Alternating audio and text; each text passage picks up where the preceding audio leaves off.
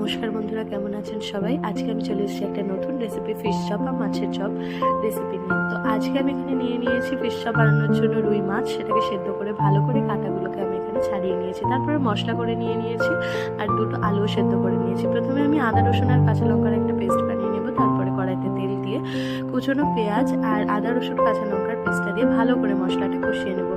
এইবার আমি মাছের সাথে নুন, লঙ্কার গুঁড়ো, পেঁয়াজ কুচি আর আলুটাকে ভালো করে মেখে নিয়ে কষানো মশলার সাথে দিয়ে দেবো। ভালো করে মশলার সাথে যখন আমার মাছটা মিক্সড হয়ে যাবে, নামানোর আগে আমি দিয়ে দেবো গরম মশলা। সেটাকে আমি নামিয়ে নিয়ে ঠান্ডা করে ফিশ ফ্রাইয়ের শেপ দিয়ে দেবো।